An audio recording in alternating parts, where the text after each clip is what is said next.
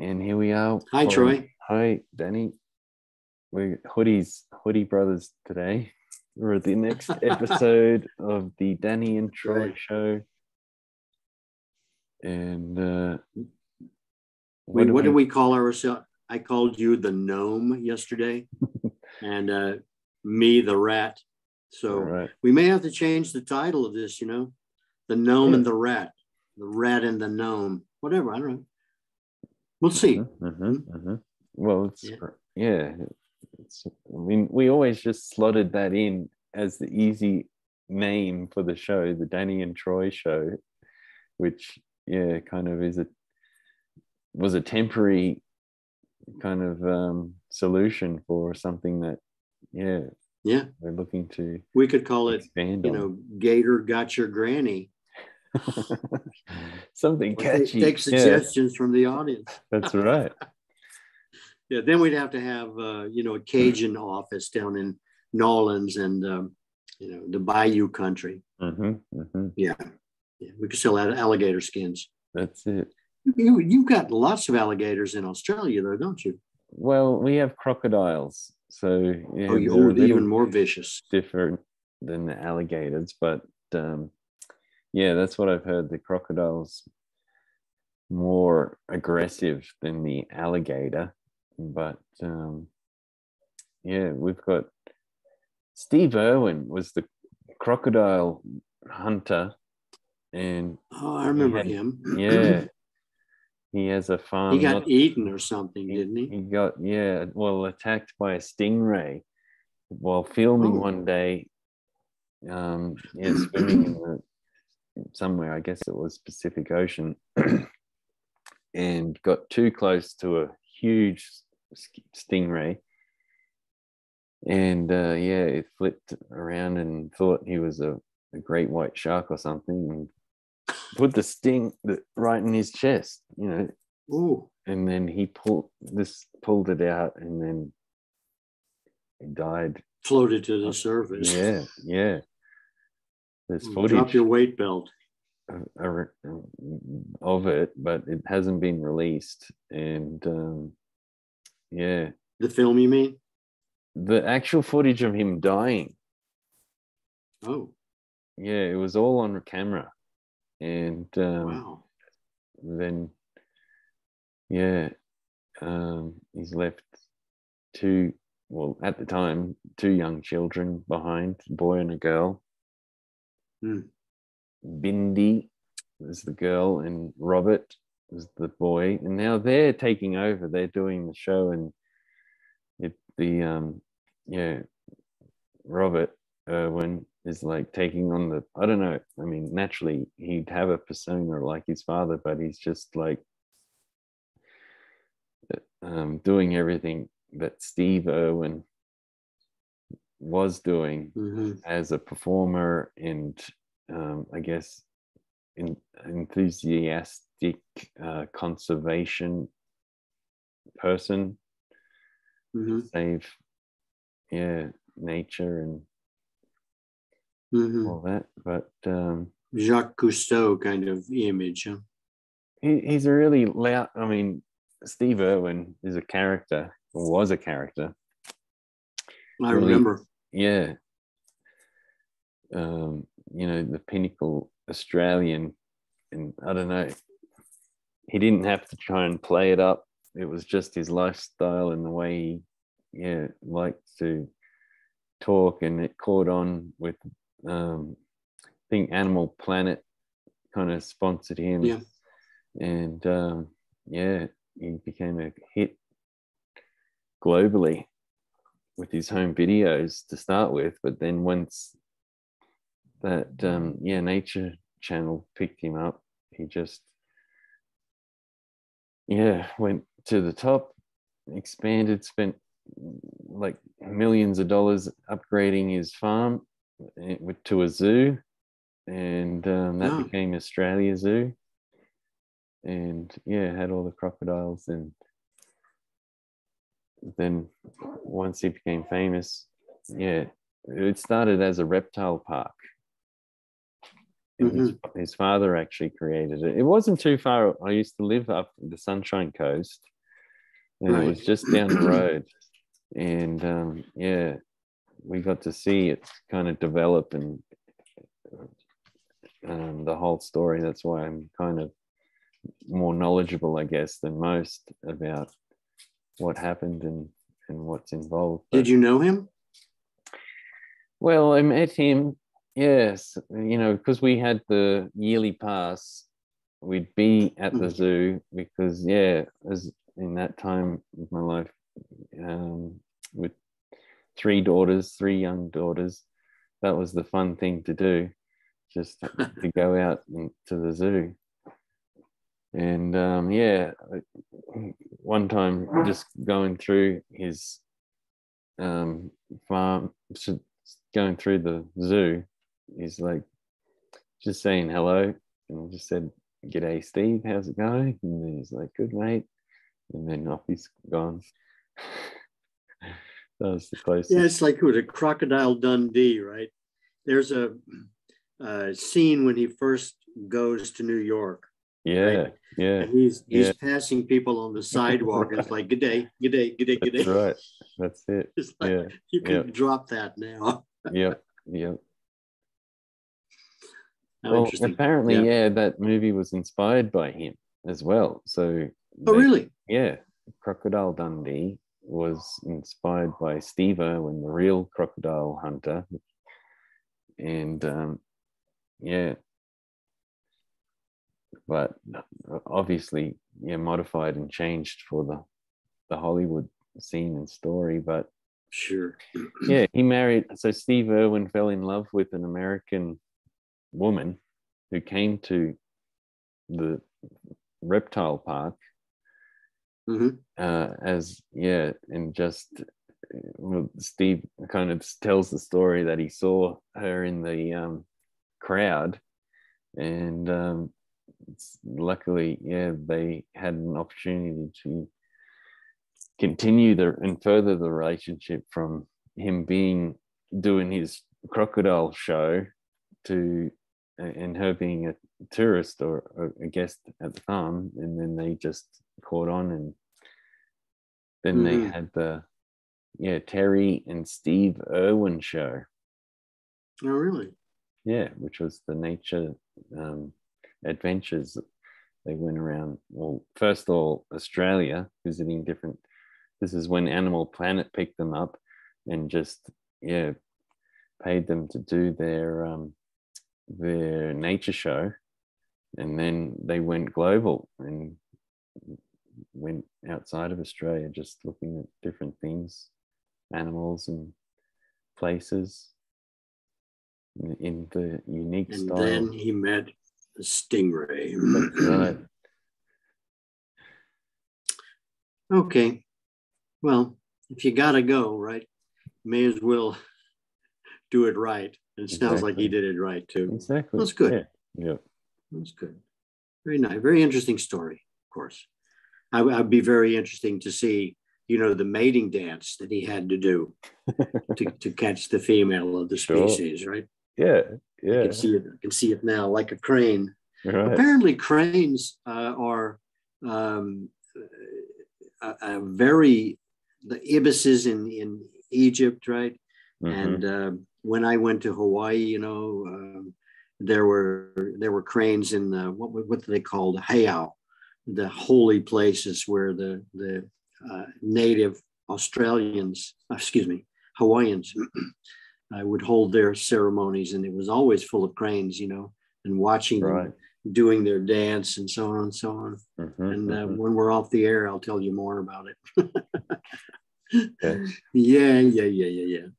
So let's edge into, before we run out of time, let's edge into our next topic, which principally has been labeled, we're on board ship, and we are reaching. I didn't say we had reached, but we are reaching our destination.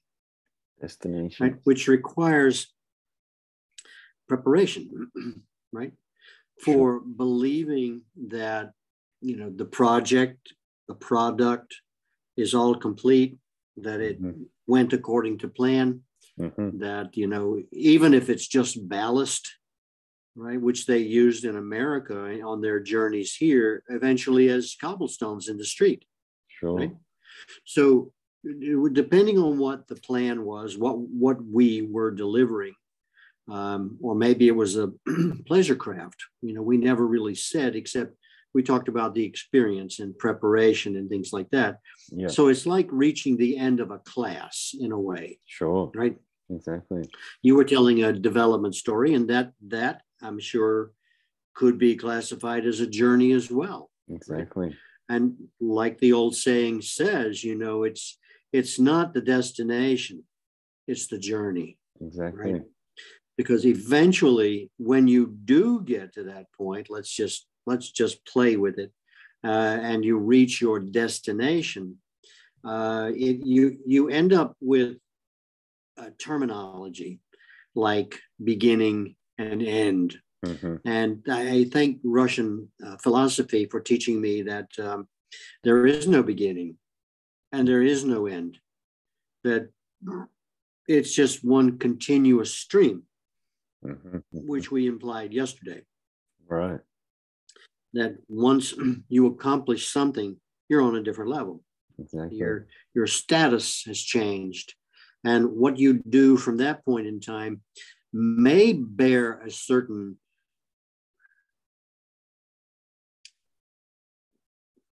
beginning, to go against my own words, right? That you really could consider just another point along the way. Sure. And nevertheless, it's about our presumption that we have reached our destination, rather than me getting caught up in words, right? That once you're approaching, then lots of preparation is reaching a point where it will change states.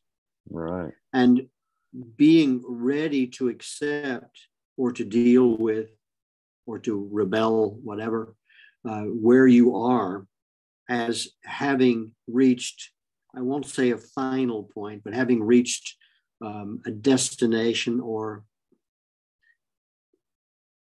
the object, is not the end. It just places people in a different point of view. Yeah. Right? Yeah. That it's like anticipating, like my nephew's going through now, you know, it's just anticipating the marriage. He's going to get married, you know, I told you, in Philadelphia. And that's where she's from. And I'm telling him, you know, what only the uncle can tell him, right? About the journey he is embarking on. Yeah. And I think that in some ways he doesn't know what to expect, because, you know, I'm a seasoned guy, if we can use that word, right? Been around the block once or twice, and want to keep him aware that every destination is a beginning. And if he reaches his destination, which is, you know, putting that ring through his nose, whoops, I meant on his finger, that his journey has just begun. Yeah. But it began with the termination of one state and the employment or the beginning or the continuation towards another imaginary objective or another imaginary destination, which can be, well, once I'm married, and then there it comes, right? All of these plans. And for guys like us, you know, who are married and who have been married, understand that there's only so much advice you can give a man, right? Yeah. That he has to learn for himself. That's right. And that if he really wants to know something from his uncle, then he will ask. Sure. But, you know, I'm kind of a funny guy because I'm always making a joke out of almost everything, right? Keep the sense of humor alive so people don't take things too seriously. And I gauge his progress by his acceptance or his ability to deal with humor. Okay. Right? Mm-hmm. That if he takes things too seriously, I know for a fact, especially with him, John, that he has concrete expectations, which shall be dashed. Sure. The moment the ceremony is ending, and the guy says, you may kiss the bride. Again, right? Yeah. I've been doing that for, 10 years. It's like, yeah, okay, well, this is different because now it's a matter of ownership. Right. And I'm biased. I don't mind admitting it, right?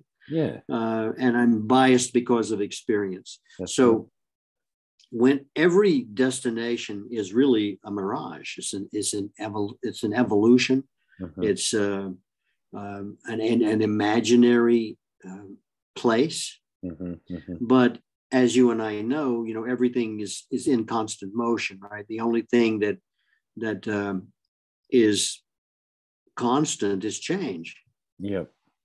So we use these stepping stones along the way, whether it's riding the keel or navigating, along the way or reaching your destination, which of course is just a tease. And the way we consider that depends on what we do from there. And that's a question I'll ask you. Okay. What happens? And I want to say when, but I also want to say after. Sure. When you reach your destination or after you reach your destination. Sure. What are your thoughts on what happens then to the person, to the captain? He's still the captain. Sure. Right? Yeah. The first mate may be running the show, but he's still the captain. Yeah. What happens next, right? Well, it's kind of funny in what's going on in my mind in the perspective that I'm taking, because we're on this journey and to a destination where we were talking about yesterday, where we're kind of on this exploratory process where we're seeing what's available for discovery. But at the same point in time, we have these goals, and we've been doing almost daily these little YouTube videos where and that is the destination. And just so happens today, we're doing one on destinations. So it was our destination to do a video on destinations. And that's what's happening right now. It's not over, but we're in the process. And when it is over, that's what you're, I believe, leading to the question of, okay, what happens when you get there? What's next? Yeah. I mean, what we've been seeing is one thing leads to another. It inspires something. And sometimes we don't know what the next topic is for tomorrow until we get to the end of the day's video or show. And that is, I guess that's one way I can kind of attempt to answer the question is, once you get to the end, then something new comes along. One thing leads to another. And one other point is, like, from personal experience as well, especially on big achievements like graduating university or military service, marriage, like you were saying, death. Yeah. You get to there, and it's kind of, for me, it's kind of a love-hate relationship. You've been wanting this for so long, but now you're kind of just disappointed because you've reached that. And it's like reading a really good book, right? You're really loving it and you're enjoying it, but when it comes to the last page, the last paragraph, the last sentence, you go, okay, that was it. What am I going to do now? But it's just that new things come along, new inspirations, new destinations are becoming inspired to follow. I get inspired to reach new destinations, pick up a new book, to, you know, in some cases, start a new life, a new marriage, a new adventure. Yep. There's a playing with language. You know, when I left California, people were talking in a manner in which the verb was I am becoming. Everything became ing, right? Mm-hmm. I am living, not I want to live or I will live, but I am living. And in this way, it infers, you know, that it's a never-ending cycle, really, right? Mm-hmm. That these words that we use to concretize our efforts in a manner in which they are at least attainable in a figurative sense within your mind. They're objectified, right? You get to a point where once you reach that, then reach and not reaching. Once you attain that goal, or presume that you have attained a presumptive goal, then everything that has gone into it creates a new beginning, right? Or maybe that's how we look at it, but it never stopped. It never stopped so it could begin again. It just kept changing. It just kept morphing, and new information and was introduced into the situation. So that we got to a point, maybe a landmark, as much as a lighthouse, you know, or something like that, to let you know really where you are.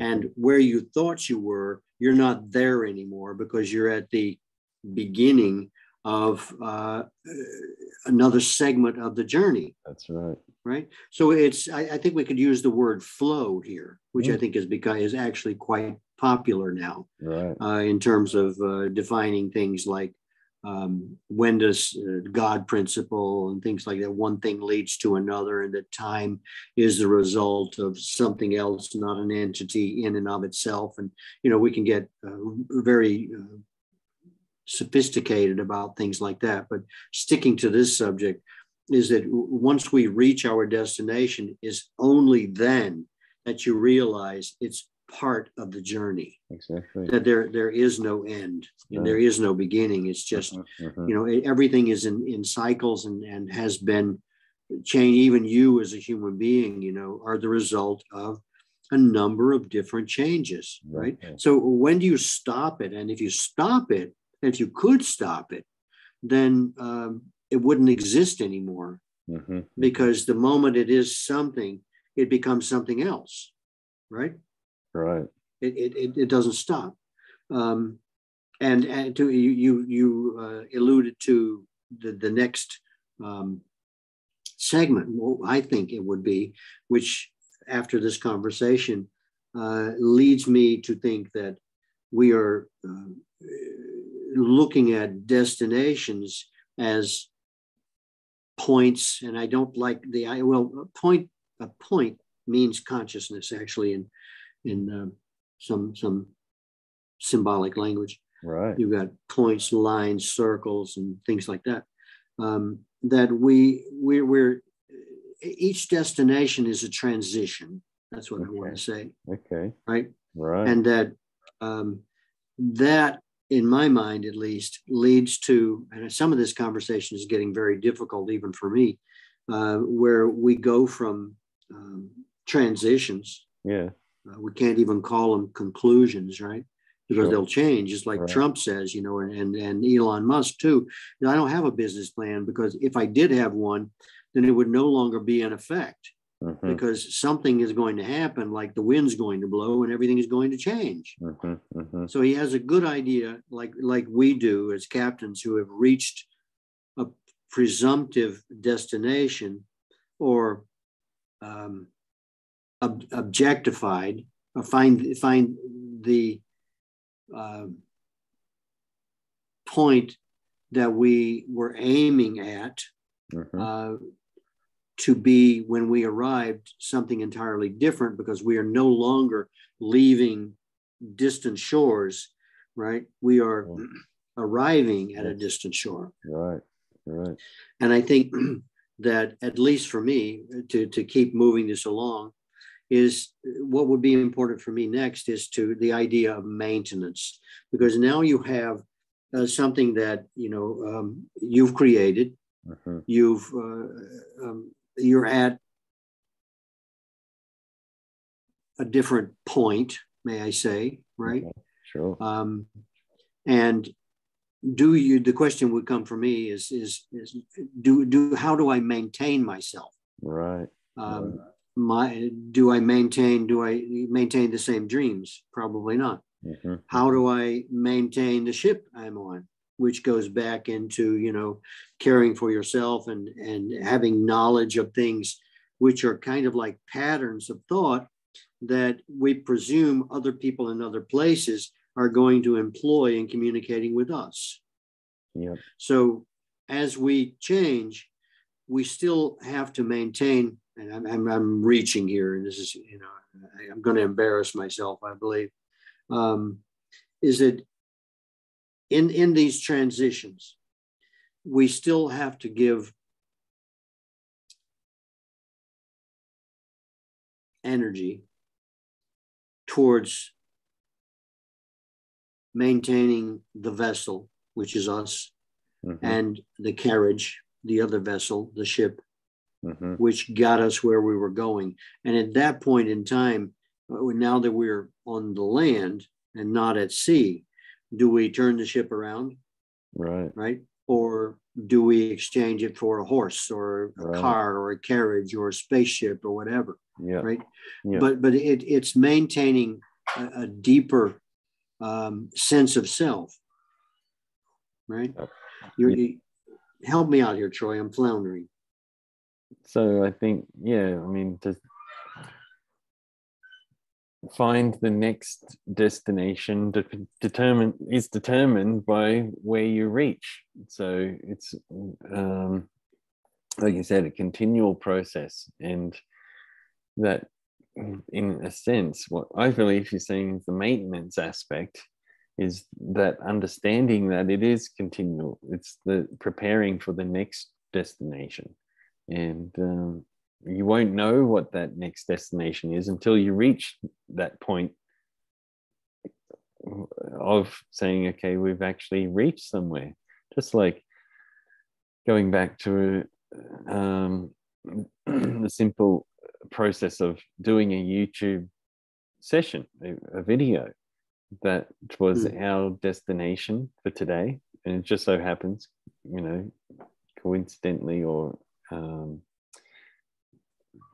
it's not the right word, but it is about destinations. So once we come to the end, and we're almost at the end, but now we've realized that the next one is going to be about maintenance. And it wasn't until we kind of came on this journey, okay, what are we going to talk about? We had some broad ideas, but we ended up talking about, Steve Irwin and crocodiles and alligators, but it came into the sense of, okay, this particular topic of destinations, now that we've reached the point that we've come to, we understand that the next destination is a YouTube session, a video of us talking about maintenance and how to maintain this ever evolving evolution of a life journey, which is constantly changing, forever morphing, and providing new opportunities to go wherever we want, to choose those destinations. I think you have successfully straightened me out, because one of the things that we do allow ourselves is to get into trouble, right? Right. And then how to bailing, water out of the ship, how to bail yourself out of this situation. And with you, which is one of the reasons why we're together, when I heard your explanation, I had thought materially and objectively about what was going on. But when you were chatting, I reached another level of awareness that it wasn't the objects of my fantasy, but it was the process, right? And that maintenance, and I may get in trouble again here, but I scribbled down the word compilation. Right. So there was a transition that happened there for me that it had, at the time, it had to do with, the cargo, with the ballast in the bottom of the ship and all of the other material things, without realizing that what was happening was the compilation of previous thinking, previous events had led me in a direction, more of a mental direction, of how do I, and maybe I lost it again, how do I maintain myself? And because I may not want to go on another journey. I may want to acknowledge the transitions that I have gone through, and that's a very precarious place to be. And is there a way, I would ask myself, which I'm doing now actually in my life, is how do I acknowledge that what I thought I was seeking has turned into a river, it's no longer about delivering the goods and all of the mentality that goes into that, but it's about how things change and where am I in that river. They say you can't step into the same place in a river twice. Right. So it's no longer about achieving the task or completing the task, but it's about what's happened to me in that process. Sure. And how do I maintain myself when I am lost at sea? Okay. Right? I may be in a foreign country, and that's going to have an effect on me as the journeyman, right? Of getting to a point of saying, this isn't what I thought it was all about at all. Right. It's not about delivering cargo, right? That it's about something that's happening to me. And in that transition, I am unsettled. I am wavering. I am seemingly making mistakes, but I'm applying maybe a previous mentality to a new situation. And it may not be working, or it may be working in a cloak and dagger method for me to take what I have accomplished or what I think I've accomplished and apply it to my own life. Make that transition, right? And can I make sense out of it enough to be able to, back to the word, I'm still thinking I can use it, to maintaining myself even when myself is not the previous self. Right. But to maintain the journey, the lust, the adventuresomeness, the reaching. But every step we take, everything we accomplish is not an end point. Sure. It's a transition point, right? Yeah. And as long as I can maintain myself, which means adjusting my behavior and my thinking to a different way of being, is actually what has happened to me. What do I do now with myself? I accomplished that, transatlantic voyage. I delivered the goods. Everybody was happy. But after I got through with it, it's like, I don't need another one. Right. I don't need another one of those things to do because I've done it, and then I just move on to the next step. So the journey continues, but the emphasis is on what do I do with that knowledge and experience that I had acquired from doing something else I was doing under different methods and different applications of my talents and abilities. So the word that's coming to my mind, and you've used it many times before, is acceptance. It's kind of the first step in maintenance. Is in doing what we're doing right now. It's analyzing the situation and accepting this is where we're at. And without some level of acceptance, it's difficult to maintain the whole scenario of, okay, whether you're at the first step of your journey or at the last step, it's important to accept that, one, you're at the point you are, and two, there's going to be somewhere else you're going to go to, or some change or some transition, some new opportunity that comes into that journey. And whether it's saying, okay, yep, I'm done, I'm not going to go deliver these packages anymore, I'm going to stay here. That in itself is a decision of what's next for you, and you wouldn't know that until you reach that point. But yeah, we're going back to acceptance. I think that for me is kind of the first step in maintenance, to maintain the in some sense sanity of forever. See it for what it is. Yeah, see it, that, like we're saying, bringing this discussion forward into the light. That, I mean, sometimes, well, personally, you know, I forget that life is full of changes, and if I don't look at it in the way that we're discussing it and analyzing it and putting it down in our best attempt in words, then I get lost, and I forget to accept that everything's going to change. You know, I might be really sad or depressed that I reached the last sentence, the last word of the book, and could go into a mode of depression for a week or more because I finished a book. But if I had acceptance, okay, I knew this is what, then even if I decided to be a little sad or bummed out that I finished a really good book, then it wouldn't have such, I guess, detrimental impact.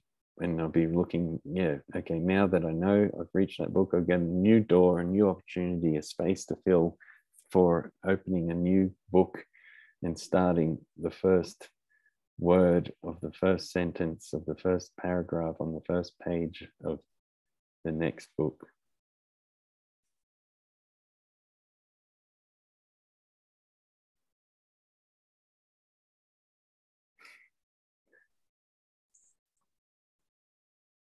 So, yeah, maintenance.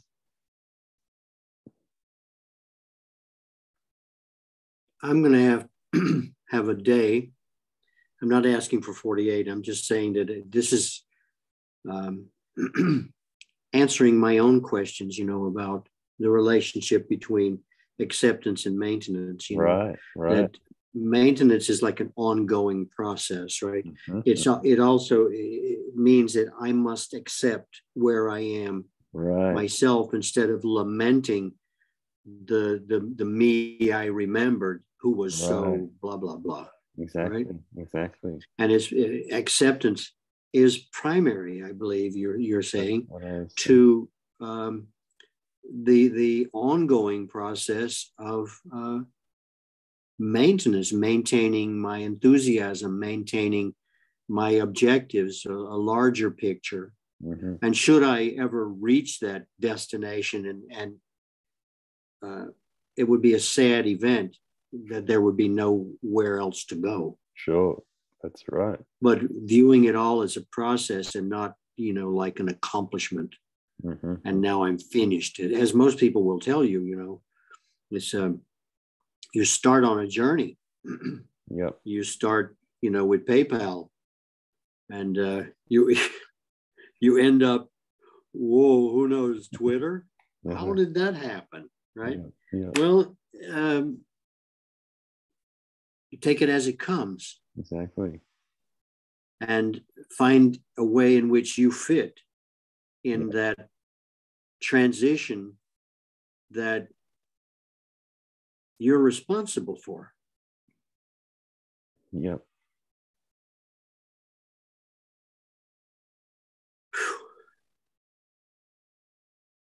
Wow, thank you, Troy. Set my brain on fire. In a good way. Yeah, really. I think this is where the word mind-boggling came from. It's a hyphenated word, right? Right. This is mind-boggling. Yeah. And if we have, I think it's to our favor too, which I don't see anywhere.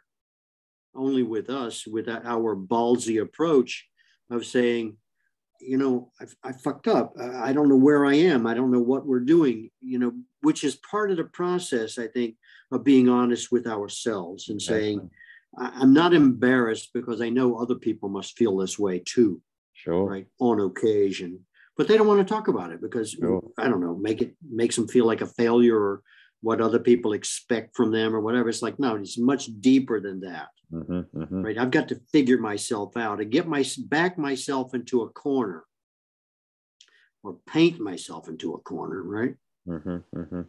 And then how do I get out of it and to be satisfied with the manner in which I have gotten out of it and where it has left me. Sure. I don't have to stand in the corner, until the paint dries. Exactly. Okay. All right. I'm exhausted. Okay. And, I love the way that you, and this is a compliment for you, for the general audience, can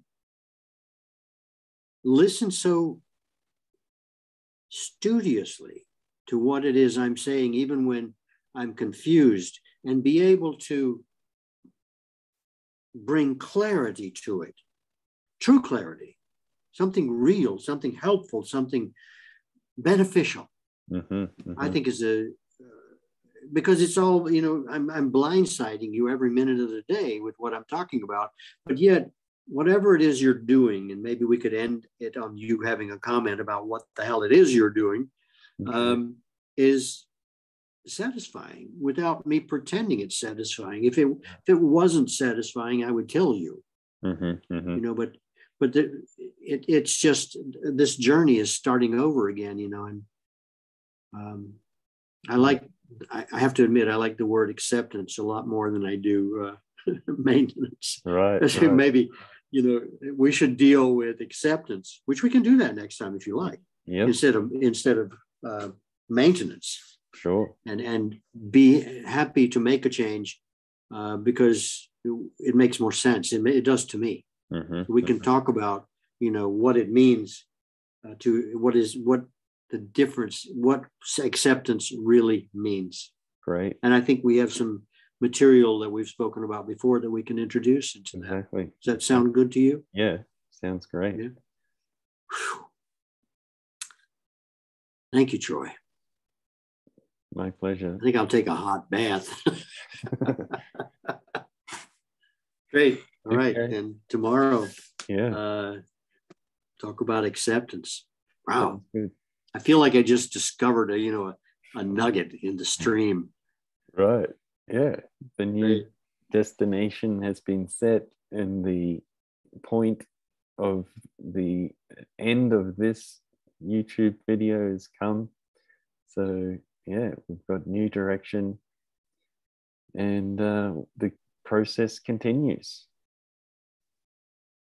You think we can wrap it up next time? I don't know. We'll see. Who knows? Yeah. Okay, great. Okay. Muchas gracias, amigo. Thanks, man. Okay.